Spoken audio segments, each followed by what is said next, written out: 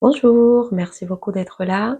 J'aimerais parler aujourd'hui des commencer à pratiquer, à faire des choix conscients, parce que c'est notre pouvoir aussi, c'est un de nos pouvoirs, c'est de faire des choix, de choisir quoi expérimenter, quoi vivre, comment vivre, avec qui.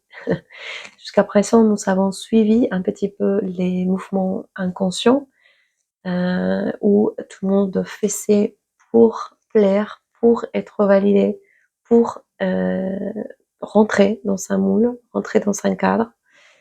Et nous sommes dans un mouvement des consciences pour moi où maintenant c'est toi qui dois faire ton choix de comment vivre et comment expérimenter ta réalité à toi sans être en confrontation avec la réalité des autres. C'est un autre sujet.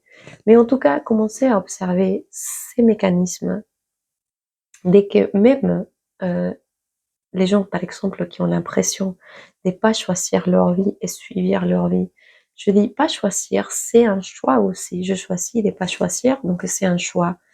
Et comme je ne me responsabilise pas de pas choisir, parce que c'est ma responsabilité de faire des choix, je dois assumer mes choix. Ça, c'est pour ça qu'il y a des gens qui refusent de faire des choix. Donc, comme je ne veux pas me responsabiliser de mes choix et des conséquences que je vais en avoir à cause de mes choix, bah, je décide de pas choisir. Donc, c'est un choix. Et comme c'est un choix, tu vas tourner en boucle dans des situations répétitives, en fait, pour que tu choisisses enfin de choisir. Soit de sortir de ces situations en boucle, ou soit de continuer à tourner en boucle, ou soit de prendre un autre chemin. Mais nous devons toujours choisir. Je choisis. D'abord, c'est les choix. Après, bien sûr, je dis, il y a des gens qui pensent que je choisis d'être riche et je vais être riche demain. Non, c'est pas comme ça. Il y a tout un schéma. C'est pour ça que nous sommes dans une période de pratique. C'est pour ça que nous ne matérialisons pas instantanément nos choix. Parce que, mon Dieu, les chaos qu'on pourrait générer si on ferait ça.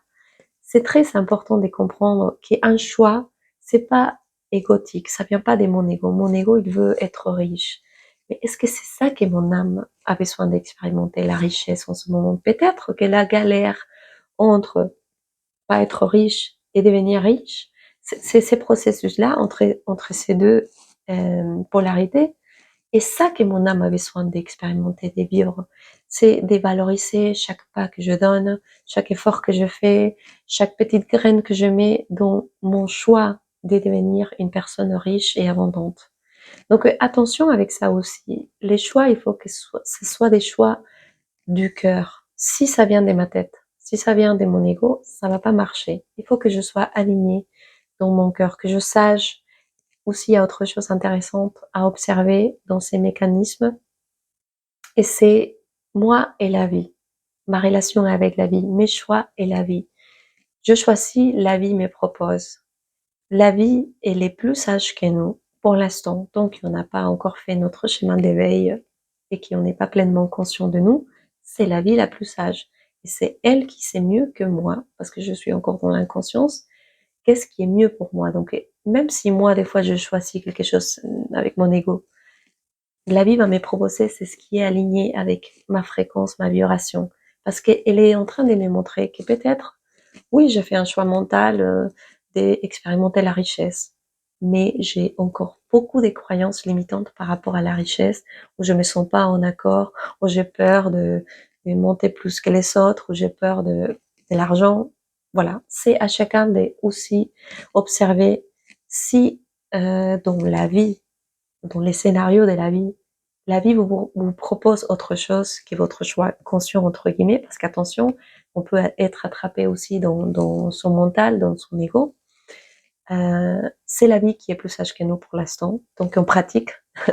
Donc accepter aussi. Des fois, on rentre en conflit avec les circonstances qu'on vit, avec les situations qu'on vit. On pense que la vie elle est méchante, que la vie elle est dure. Mais toi et la vie, vous êtes la même chose. La vie n'est pas que une autre part de toi, n'est pas qu'une extension de toi. Et si tu continues à te voir séparé, d'abord, il faut guérir cette perception des séparations de la vie et des autres. Ça, c'est la maladie de l'espèce humaine, c'est la perception, se sentir séparé des autres et de la vie. Mais nous sommes tous la même chose. Nous sommes dans des différentes formes d'expression, mais c'est nécessaire aussi parce que si je n'aurais pas la sensation de pas être la vie, de pas être les scénarios, je pourrais pas expérimenter mon individualité, qui je suis autant que Sissi, et jouer avec ça. Mais aujourd'hui, par exemple, moi, je me vois dans toutes les formes à l'extérieur et c'est beaucoup plus facile pour moi d'accepter que, ok, j'ai encore un ego à travailler, j'ai encore des croyances à nettoyer, à purger, mais je m'ouvre à ce que la vie me propose. Je communique avec la vie, je dis à la vie, j'aimerais manifester ça, je choisis de vivre ça, mais c'est toi qui vas me montrer si c'est ça, si c'est ça vraiment, ou s'il y a encore des choses à purger pour atteindre ça, mon rêve. Donc jouez avec ça, parce que sinon vous allez rentrer dans la frustration, dans la colère, et ça ne vous aide pas. Pratiquez, jouez à faire des choix. Commencez par des choses petites. Je sais pas, choisir son alimentation, choisir les amis, choisir où je vais, quel genre de sport je pratique, choisir mes vêtements. Mais choisir, pour moi, c'est pas simplement ah je choisis de m'habiller en rose. Euh, mais pourquoi je le fais? C'est parce que c'est moi qui le choisis vraiment, ou c'est parce que je veux plaire aux autres? Encore une fois aussi, c'est un mécanisme. Il faut observer des plusieurs angles de vue, parce que les choix, des fois, on peut avoir l'impression que les choisit parce qu'on aime, mais est-ce que c'est vraiment nous, ou c'est quelqu'un d'autre qui est derrière nous?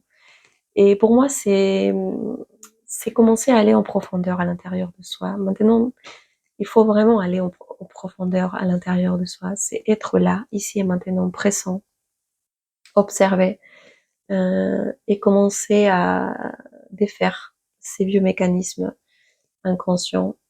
Mais les choix est pour moi essentiel. Si on continue à laisser les autres choisir à notre place, voilà, nous ne pouvons pas prendre en main notre vie, ni la responsabilité de ce que nous voulons manifester dans notre réalité.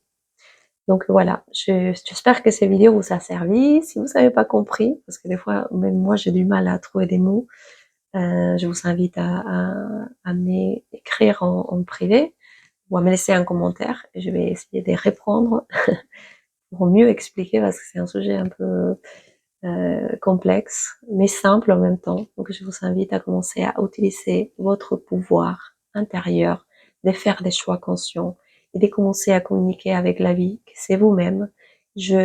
À partir de maintenant, je suis ça. Et accrochez-vous, parce que c'est ça aussi qui est très important dans un choix. Il faut se maintenir dans ses choix. J'ai choisi quelque chose, j'y vais jusqu'au bout avec ces choix. Je m'abandonne pas. Merci de partager cette information et à la prochaine. Au revoir.